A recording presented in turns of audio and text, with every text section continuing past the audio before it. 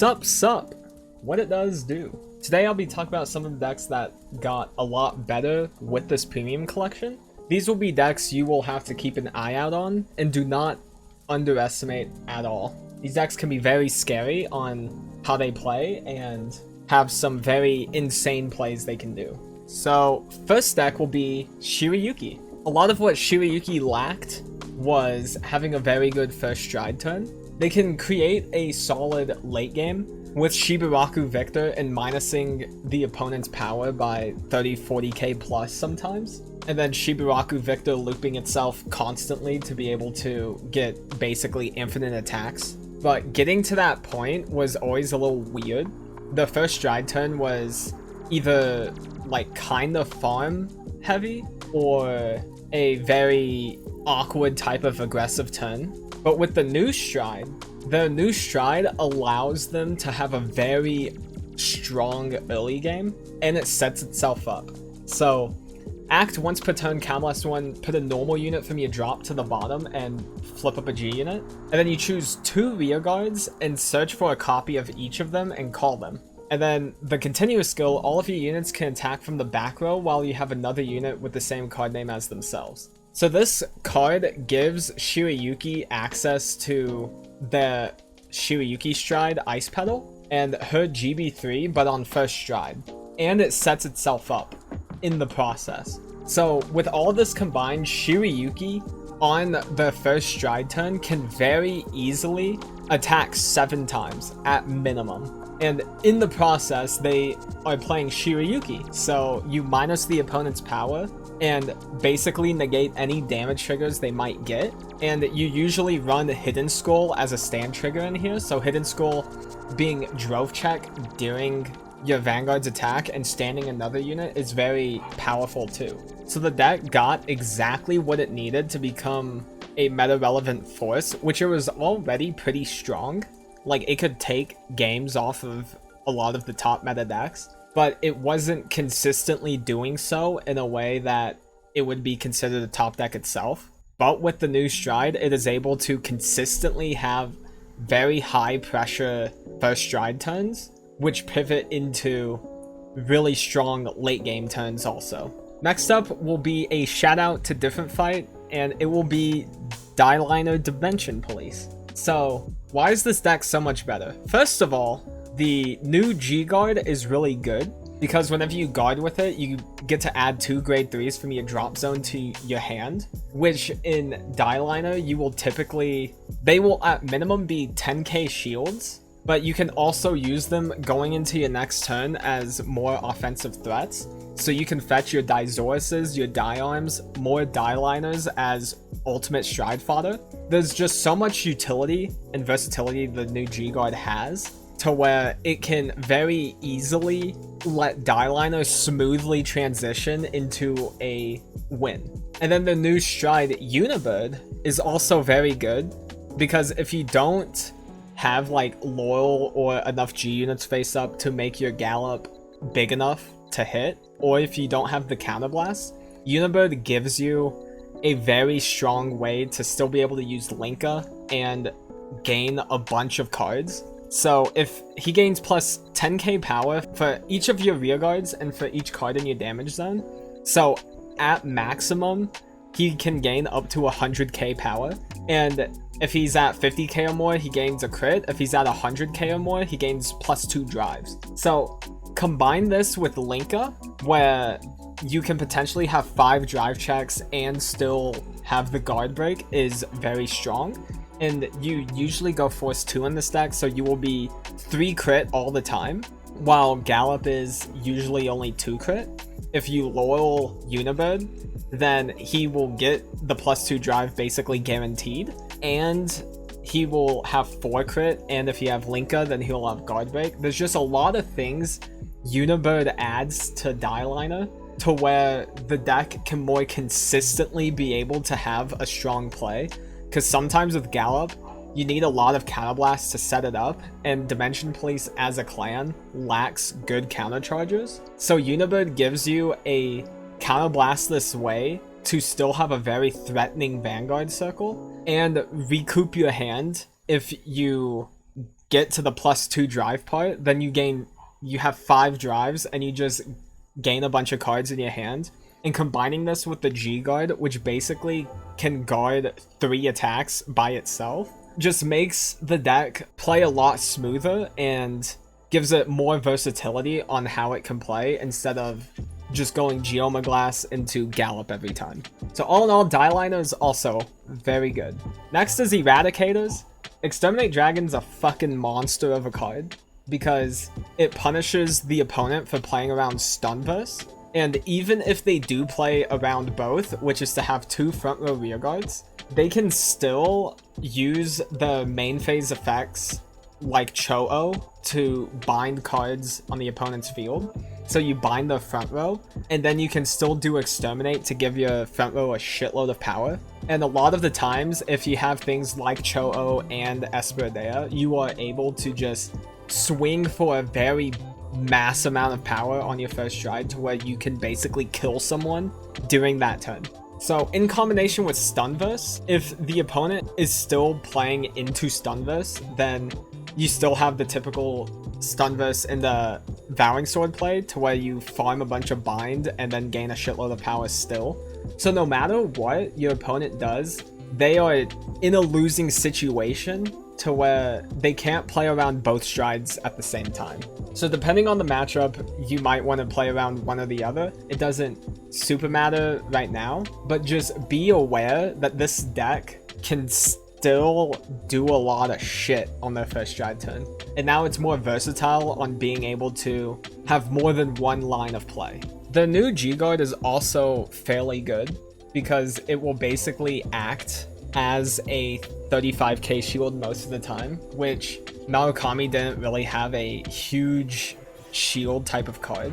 So them having access to this gives them a little bit extra options defensively on how to go through a turn. And then be aware Vowing Reverse is coming out in about a month, so that will also be pretty ridiculous later on.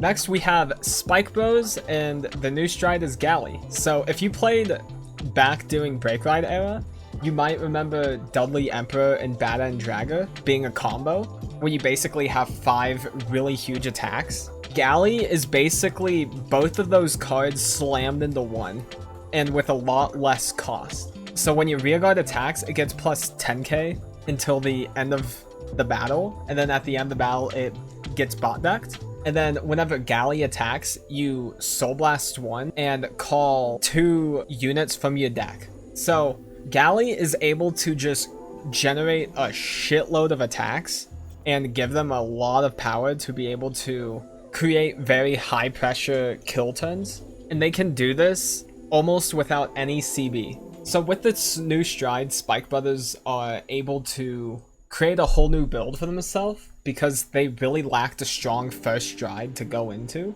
And this gives them high combo potential to be able to kill the opponent.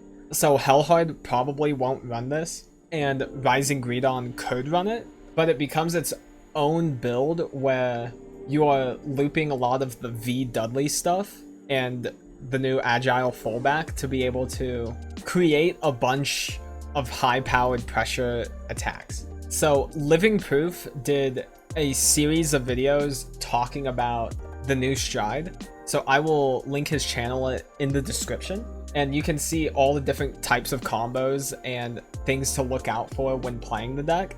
And even if you are not planning on playing the deck, it is fairly important for you also to be able to watch what this deck can do, so then you can figure out how to play around it and what you can do to beat it. Next we have Hari.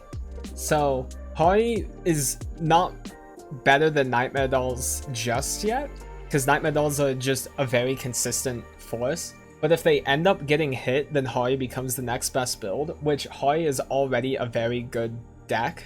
It's just people don't play it because Nightmare Dolls are also a better deck than it. But the deck has access to multiple different Denial Griffin plays and a very strong finisher with Starry Pop Dragon and Megatrick Fairfield. And with the new Premium Collection stuff, it only gets better. So the new stride says, on attack, Counterblast 1, Ditch 1, put all of your rear guards in the soul, and for each one you put in the soul, you call 2. And then if you called 4 more different grades, then for the turn, you have 2 card guard restrict. So, big things to think about here. This card does not have Magia, so Dark Lord Princess cannot go into it. But it's also a for the turn battledore effect. So you can start your turn off with 2 rear guards, and then swing with this, suck those 2 up, and then call 4. And if they're all different grades, you get the 2 card guard restrict. Now, in Hoi, you also run Starry Pop Dragon, which is a grade 4. So typically with this, in any other build, you would call a 0, 1, 2, 3.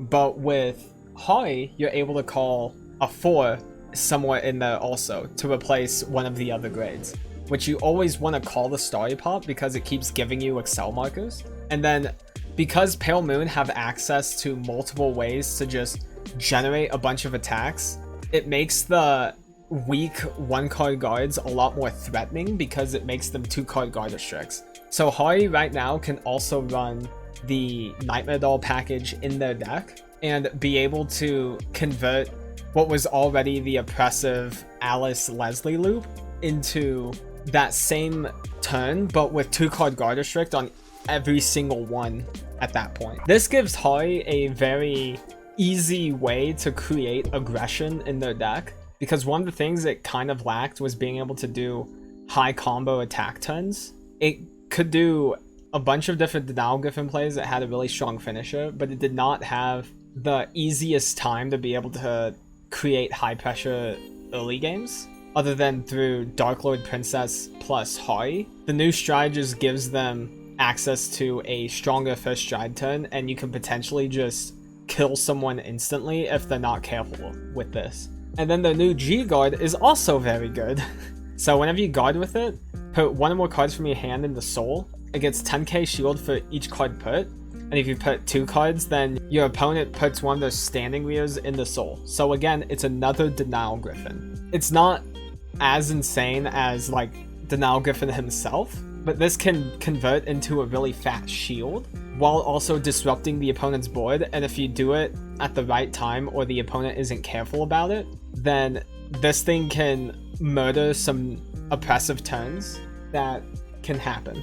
So one other interesting thing to think about, since you put cards from your hand in the soul, you can also put Prankster Girl of Mirrorland from your hand in the soul. So then during the opponent's turn, you're able to search your deck for a card to put into your soul. And then if you happen to have any effects that say when a card is put into your soul, they can activate during the opponent's turn also.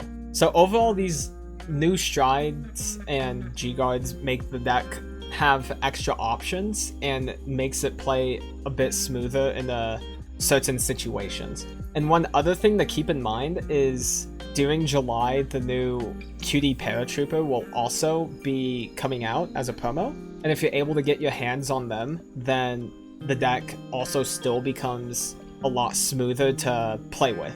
Another thing to keep in mind is if the English ban list doesn't hit Nightmare Dolls, it's still a good splashable engine in here. But if it bans Ginny, like a lot of people are calling for, you can still basically do the same loop, but instead of calling Ginny off Alice, you call Purple Trapezist, and then use Purple Trapezist to put another rearguard in the soul, and then call the Alice back out, and then you still stand your Leslie. So you basically get the same outcome anyway.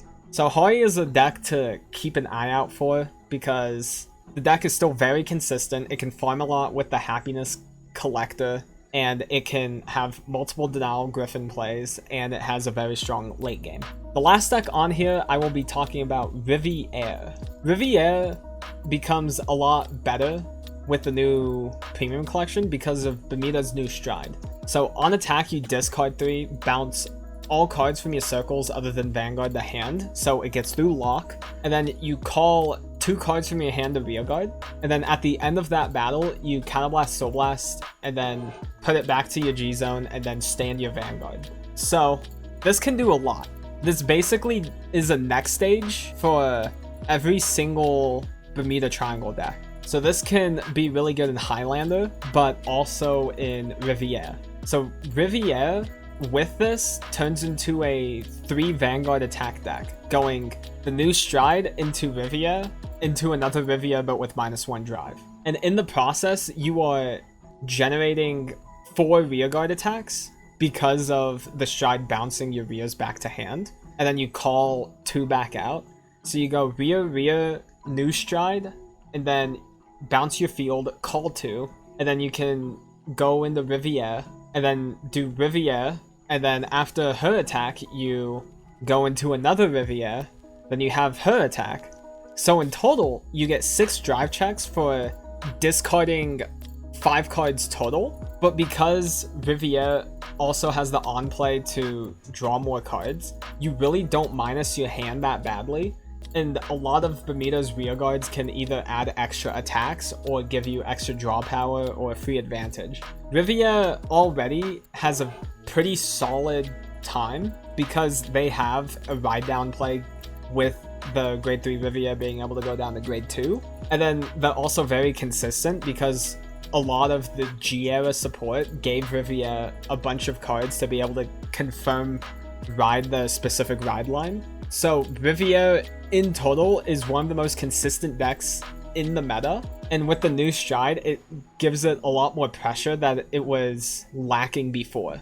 And then the new G-Guard is also fairly solid, so whenever you guard with it, Countless One, bounce a normal unit from rear to hand, and if you bounce to grade 2 or less, it becomes a 30k shield. If you bounce to grade 3 or 4, then you give your Vanguard plus 5k for the turn. So it gives Riviere access to either a really fat shield or a potential base 18k during the opponent's turn, and in the process you're bouncing one of your rears to hand, which can set you up better going into your next turn depending on what you bounced, and allowing your deck to flow easier. Now, I should say I am not a Bermuda player myself. I do not really know what most of these cards do. I just really know what Riviere does and Pacifica. And looking at this new Stride, it makes Riviere feel like it's going to be a lot better. I don't know if it's going to be the best variant or better than Highlander, but just looking at what the Stride does for Riviere itself, it seems very good. And that is it. So thank you all for watching. I hope this was somewhat interesting to listen to, and I will see you guys in the next one.